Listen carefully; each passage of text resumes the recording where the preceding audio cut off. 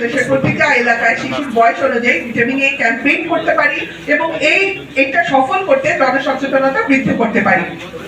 এছাড়া যে বাচ্চার যে পুষ্টির স্ট্যাটাস সেটা বাড়ানোর জন্য আমরা মায়ের বুকের দুধ খাওয়ানো বা এক্সক্লুসিভ ব্রেস্ট ফিডিং এইটার জন্য যে প্রচারণা দরকার সেটা আমাদের বাড়ানো প্রয়োজন। এবং এই যে প্রতিটা কমিউনিটি ক্লিনিকে আমরা দেখছি কৃমিনাশক ওষুধ অনেক জায়গায় আছে, অনেক জায়গায় সংকট, সেই জায়গাগুলোতে সরবরাহটা নিশ্চিত করতে হবে এবং প্রতিটি স্বাস্থ্য প্রতিষ্ঠানে কড়া নজরদারি প্রয়োজন। এবং আক্রান্ত শিশুদের আসলে ঢাকায় আনতে আনতে তাদের অবস্থা আরো অনেক কাঠিল হয়ে যায়, এই জন্য ফিল্ডে হাসপাতাল খোলার উদ্যোগ নেওয়া প্রয়োজন। এছাড়া এই যে অপুষ্টিজনিত কারণে যে বাচ্চাদের হচ্ছে সেক্ষেত্রে পুষ্টি কার্যক্রমে সরকারি বেসরকারি জনস্বাস্থ্য এবং সংশ্লিষ্ট সকল পক্ষের বিশেষ মনোযোগ প্রয়োজন। এবং হামের টিকার জন্য আমরা অনেক সময় দেখা যায় যে বিদেশের উপর ডিপেন্ডেন্ট এবং অনেক সময় বাইরে থেকে কোনো কারণে না আসলে আমাদের কার্যক্রমটা অব্যাহত রাখার জন্য আমাদের এখানে স্থানীয়ভাবে টিকাগুলো উৎপাদন করার উদ্যোগ নিতে হবে। এবং বাচ্চা অধিকাংশ মারা যাচ্ছে নিউমোনিয়াতে। তো আমরা দেখেছি এই সরকার এসেছে আসলে বেশি দিন তো হয়নি, তো পেডিয়াট্রিক আইসিইউর যে ক্যাপাসিটি সেটা তো আমাদের দেশে অপর্যাপ্ত। তো আমি আশাবাদী হব যে আমাদের দ্রুত আইসিইউটা ক্যাপাসিটি বাড়ানোর জন্য সরকার অবিলম্বে আরো ব্যবস্থা গ্রহণ করবে।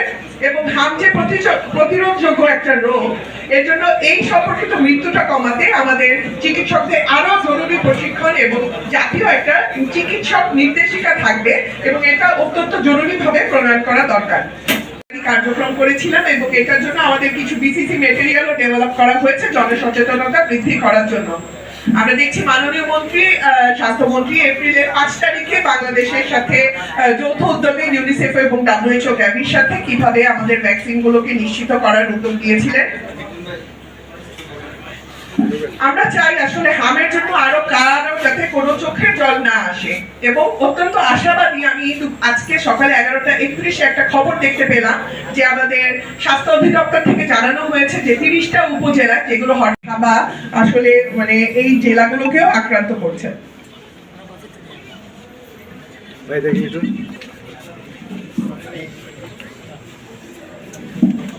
আচ্ছা, এগুলো কেস আমরা দেখছি।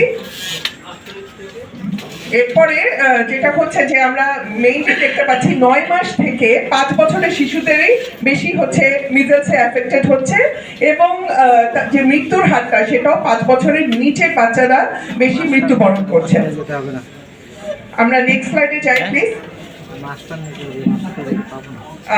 সংক্রামক রোগ হাসপাতাল এবং ডিএনসিসি কোভিড-19 হাসপাতাল রোগী চাপে জর্জরিত হাসপাতাল এবং বেশিরভাগই গুরুতর অবস্থায় ভর্তি হচ্ছেন এবং ঢাকার বাইরে থেকে রেফার হয়ে এইসব